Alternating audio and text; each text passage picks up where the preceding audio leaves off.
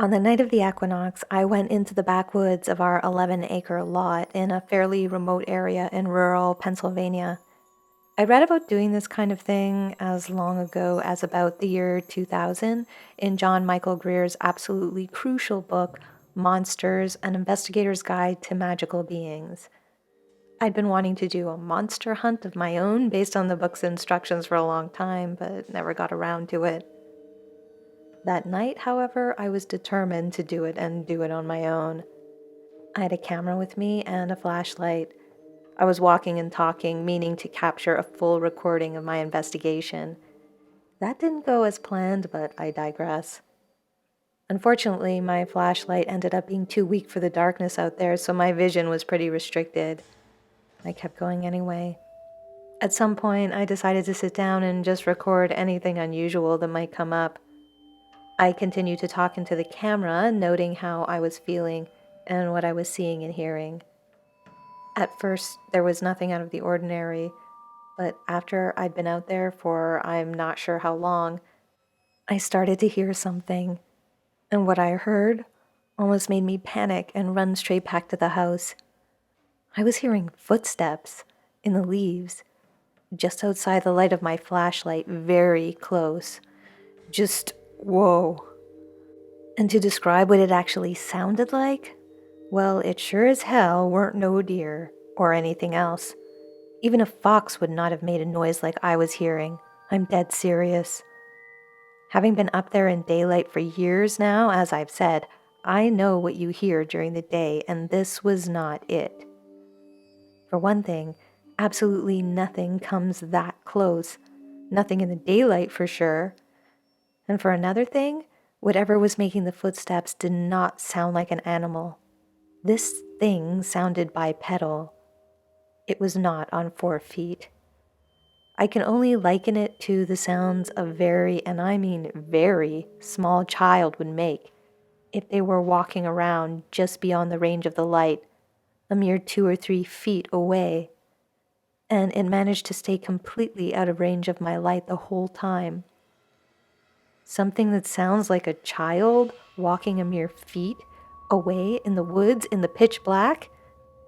Even now, my anxiety levels are going up just thinking about it and remembering what it sounded like. It sounded like a child, maybe about 5 years old, strictly in terms of size, and that's the best description of it that I can give. It was walking around the outside of the light I had, kind of circling. My heart was pounding very fast. I stood up in a panic and was feeling extremely disoriented, like it was so dark and I wasn't sure which direction led back to my house. Then what goes by but one of those extremely loud gas trucks? I turned toward the sound and saw the house, the lights and the car and the driveway all lit up. Who would have thought I'd be grateful for one of those damn things going by late at night? So I practically ran all the way home. Thinking back on the experience, I'm actually fairly certain that whatever was out there was more curious than malignant.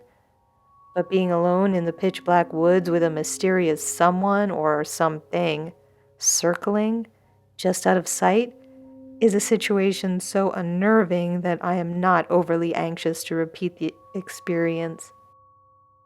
I was extremely disappointed to find that I had technical problems with my camera that made the half hour I tried to capture almost useless. The tiny bit I did have just didn't quite catch the noises, even though they sounded plenty loud to me.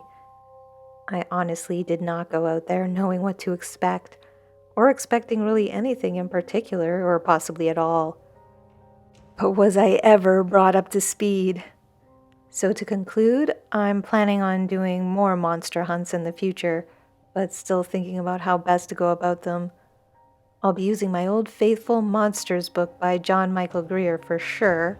He's my hero/mentor, and I recommend his books to anyone interested in the subject. Since I got nothing with my phone, I'm doing it in daylight next time, probably toward evening. I'm not anxious to go back out there in the pitch black again, as you may guess. But next time, I'm going to be more professional about it. Jeez. I hope you like the story. It's not very elaborate in terms of what happened, but as they say, you kinda had to be there. Just a brief interruption to encourage you to check out my novel, The Ghosts of Nothing. It's a fantasy adventure. It's about fairies, of course, based on all my research on fairy mythology and fairy folklore. It's spooky, it's creepy, and it's magical, a lot like this channel. So if you like the channel, I think you'll enjoy it. You can check it out. It's on Amazon and Audible. Now, back to the stories.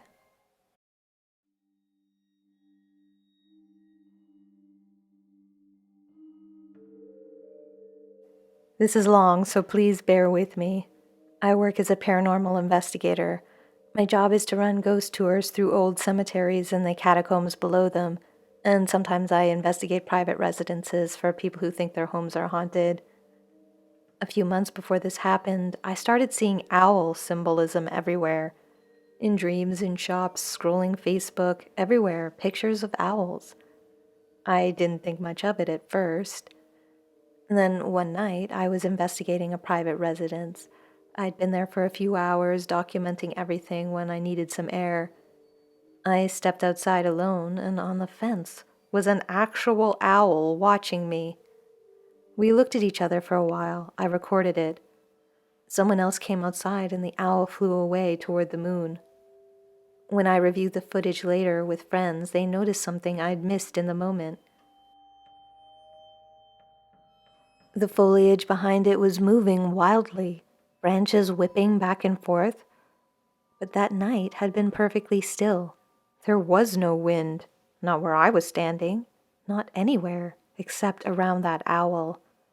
I knew something strange was going on.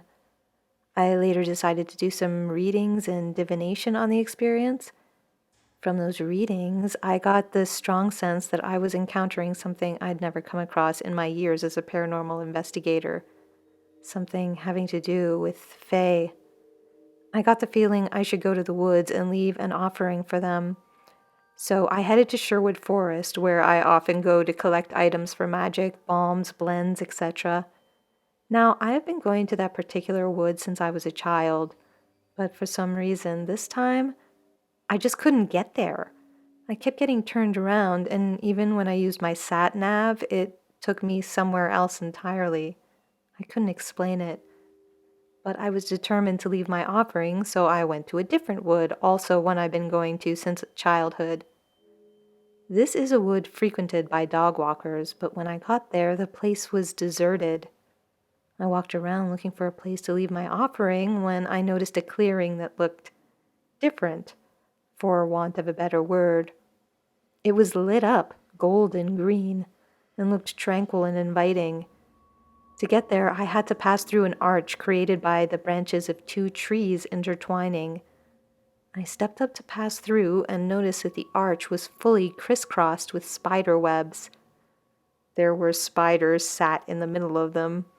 Spiders are my biggest phobia, so my initial thought was, is this a test? Should I just break them and go through? But then I thought that would be destroying something made by creatures of the wood and would be extremely disrespectful. So I moved into a different part of the wood and found a log that felt right and left my offerings. On my way home, I had the strangest experience. My hearing and vision seemed to change. I was hyper aware of certain things and completely unable to process others.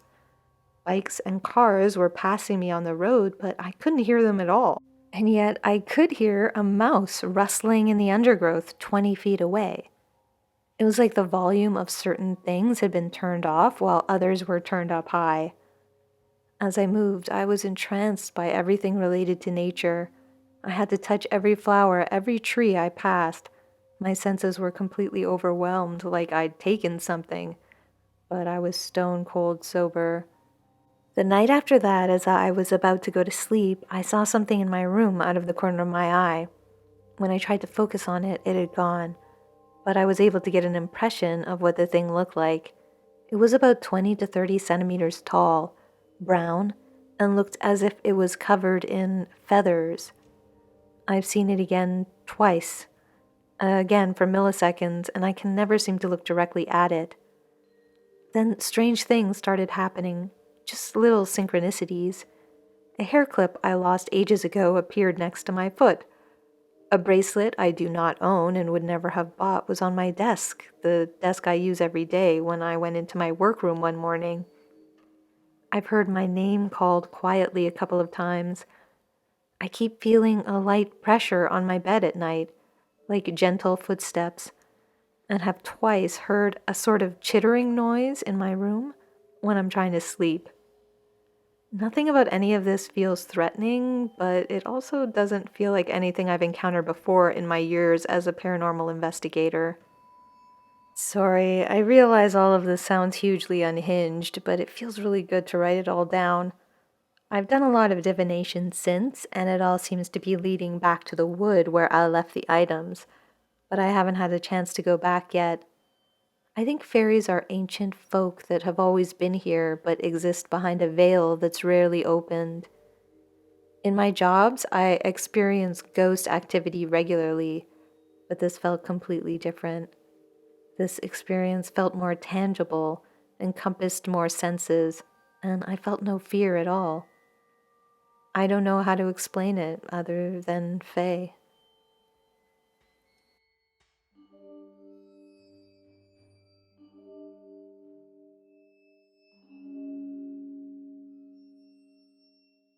I'm a Christian pastor. I've spent years working with the poor and homeless, running community outreach programs. But for most of my 20s and 30s, I was dealing with something I couldn't explain: poltergeist activity that seemed to follow me wherever I went. Objects would move on their own, doors would slam. At three different locations, the activity focused entirely on me. Other people witnessed it, but it never happened to them. It only happened when I was around. Eventually, around age 29, I couldn't take it anymore. I reached out to a local professor who investigated poltergeist phenomena. I can't remember his name now, but I drove out to meet him, hoping he could help me understand what was happening. He sat me down and started asking me questions. Had I experienced anything unusual as a child, any encounters with the unexplained? So I told him the story, a story I've never told anyone before. A bit of background: I was born and raised in Ontario, Canada. We're of English and Scottish stock with a dash of Nordic blood. Our Scottish ancestors came from the area where the Vikings and Scots interbred. We moved around a lot throughout Ontario when I was young, and because of that, my life has always been divided up into clear sections. It's made it very easy for me to remember what I was doing at each stage and age of my life. I can remember eating in my high chair, my father feeding me baby food. I can remember my sippy cup. It was blue with a white top. The first 4 years of my life were spent in the same house. There was something strange about that place. Even my parents noticed it. And my parents aren't the type to believe in hocus pocus. They're very meat and potato people, always had their feet on the ground. My mother attended the Anglican church. My father was Presbyterian, both quite mainstream, not fanatical. I was 3 years old when this first happened, when this thing started appearing to me in my bedroom at night. This little man.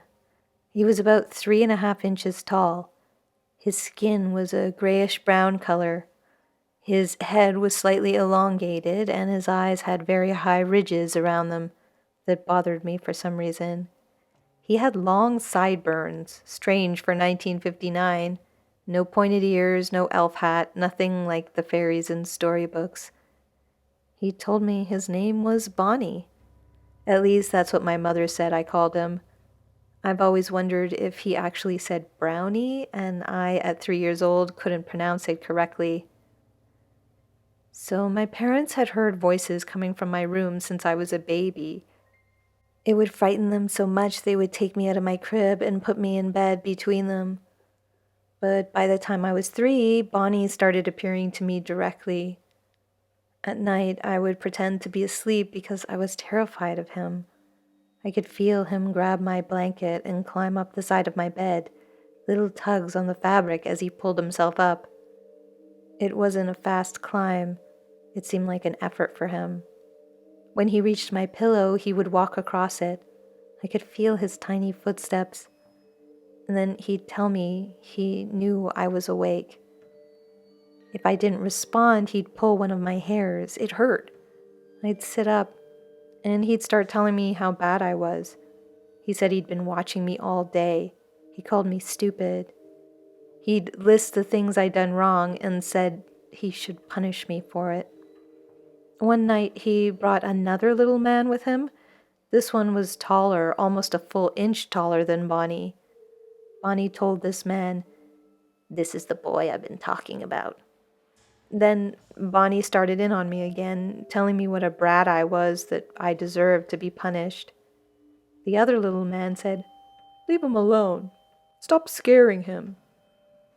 Bonnie whipped around and screamed at him, "Shut up!" He went on the defensive, insisting he wasn't doing anything wrong. The taller man backed off. He didn't say another word, even though Bonnie kept going on and on. The taller man seemed afraid of Bonnie. I was shocked that the smaller one could boss around the larger one like that. To a 3-year-old, this didn't make any sense. When I finished telling the professor all of this, he sat back and thought for a moment. He told me he didn't normally deal with these sorts of encounters. His focus was poltergeist activity, psychic energy, that kind of thing. He said what I was describing didn't fit the usual patterns. Poltergeist activity is typically connected to the living, to stress or emotional turmoil. But what I'd experienced as a child sounded like something else entirely. He asked about my heritage. When I told him about the Scottish Nordic blood, he nodded slowly. He said that in Scottish folklore there are household spirits called brownies. They attach themselves to families sometimes and to homes. Sometimes they're helpful, sometimes they're not. And sometimes, he said, an encounter in childhood can create a connection that doesn't just go away. He suggested I go back to that house if I could, to stand in that room and address it directly, make peace with it if possible. But he warned me these things don't always just leave because you ask them to. So I did. I drove back to the house where I'd lived as a child, somewhere I hadn't been in decades. I knocked on the door, explained who I was, and the people living there were kind enough to let me inside. I stood in my old bedroom. It looked different, of course, smaller than I remembered. I stood there for a long time, feeling foolish at first, then feeling a kind of heaviness in the air, maybe a presence. Out loud, I said I didn't know if Bonnie was still around, but if he was, I wanted peace. I wanted whatever connection we had to be over. I wasn't that frightened 3-year-old anymore. I knew I wasn't a bad kid. For a moment, I swear I felt something, a shift in the room. After that, the poltergeist activity lessened. It didn't stop completely right away, but it faded over time. The chaos that had followed me for years quieted down. I don't know what fairies are. I don't know why one was attached to me as a child, or if going back to that room truly severed the connection. Maybe it has something to do with my ancestry, who knows? I've never been back to that house since, but sometimes, late at night, I still wonder if Bonnie is there, waiting in that small room, walking across pillows, pulling hairs, tormenting children.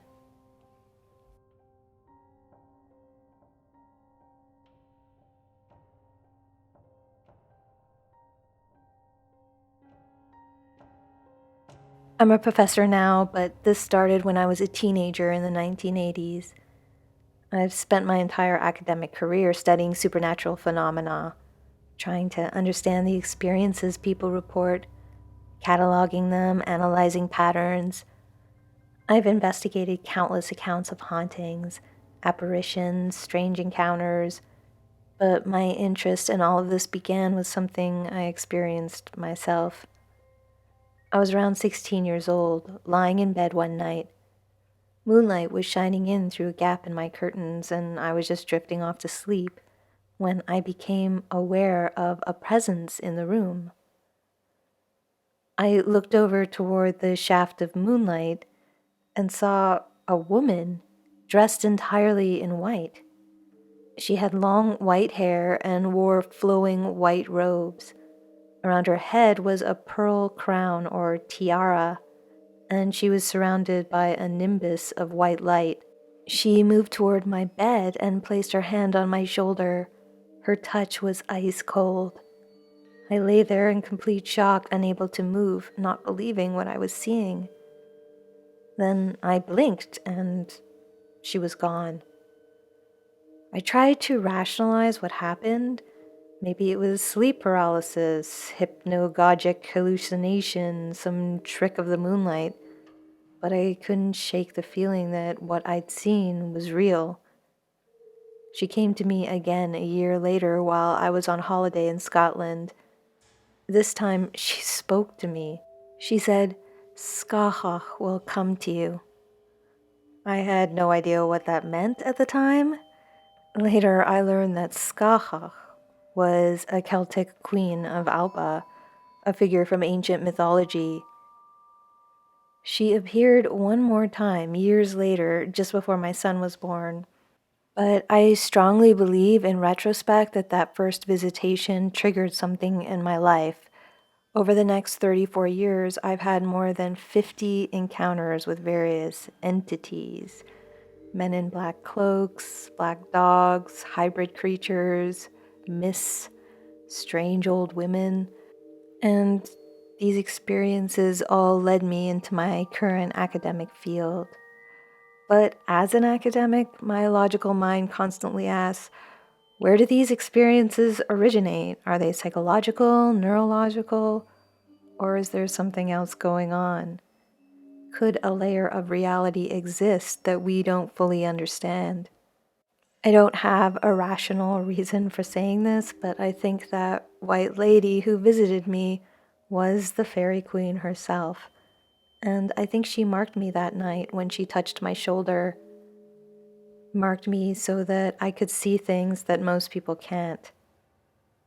One way or another, I do believe that this world is much more complicated than science or academics can explain.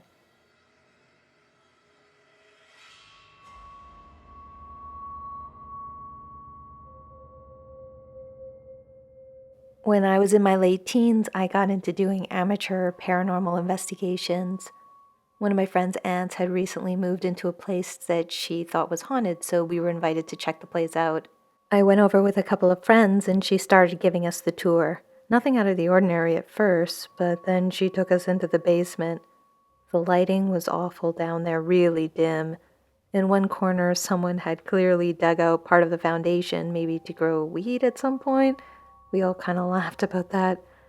But when I looked into that little pit, I saw a kind of vision of a black dog leaping at me.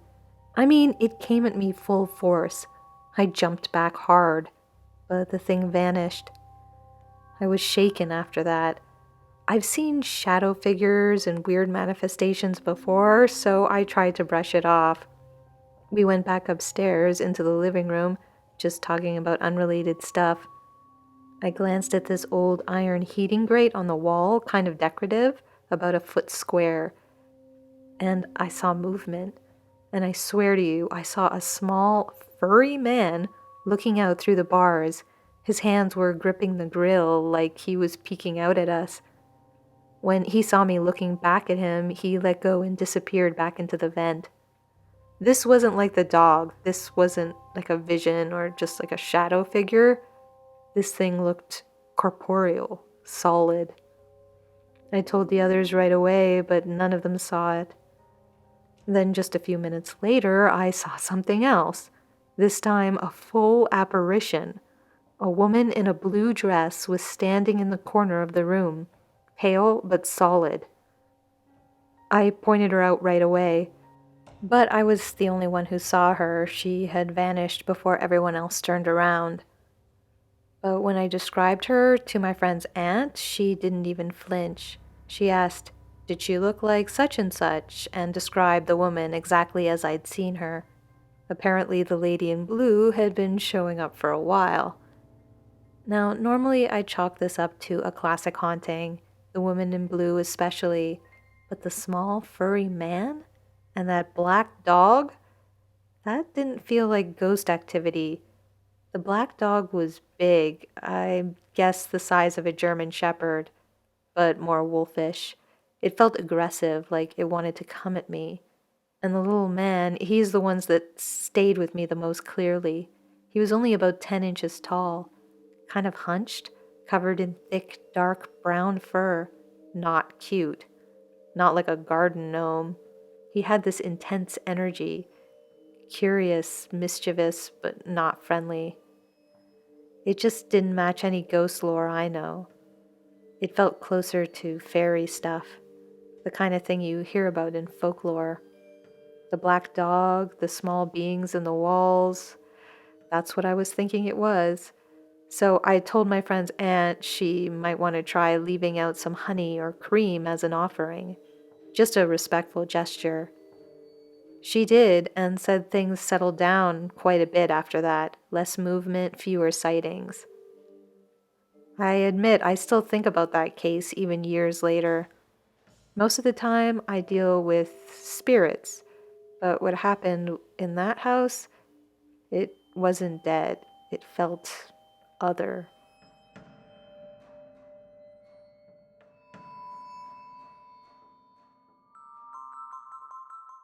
Thanks for watching, and thank you to everyone who submitted their stories for this one. Let me know your thoughts on these stories down in the comments and your theories about what these people might have experienced and what you think fairies are. Or just leave a comment to say hi and help me out in the algorithm. For those who don't know, I'm not just a YouTuber, I'm also a writer. I've been writing since I was a kid, and I recently finally realized a lifelong dream of mine and published my first novel. Of course, it has to do with fairies. For regular subscribers, I know I probably talk about my novel too much, but it's a huge passion of mine and I just really want to share it with people. So if it's something that interests you or you know anyone who might be interested, please take a second and check it out. It's an audiobook as well if you prefer to listen than read, and it has the same spooky fairy atmosphere as this channel. It's gotten great reviews and even won some awards. I'm currently working on the sequel, which is very close to being finished, and I'm planning to write an entire series. So please do check it out if that is something you think you might be interested in. For a chance to win a free copy of the audiobook, you can subscribe to my newsletter, Fairy Lights. Every month, I'm randomly selecting a subscriber for this free giveaway, and it's free to join. You'll find the sign up link on my website and in the description below. On Fairy Lights, I'm also doing a monthly series called Fairy News, where I share fun fictional headlines from the fairy world. And you'll also get a notification of all my newest videos that way as well. So it might be a good way to get updated if you haven't been getting notifications from YouTube. If you have a story of your own, I'd love to hear it. You can submit your fairy experiences through the form on my website, where you'll also find the mailing list sign up.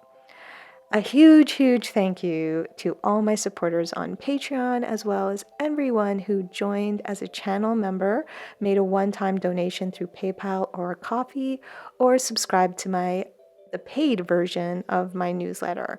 Your support keeps this work going, and I appreciate you all so, so much. If you'd like to support the channel, all the support options are in the description below.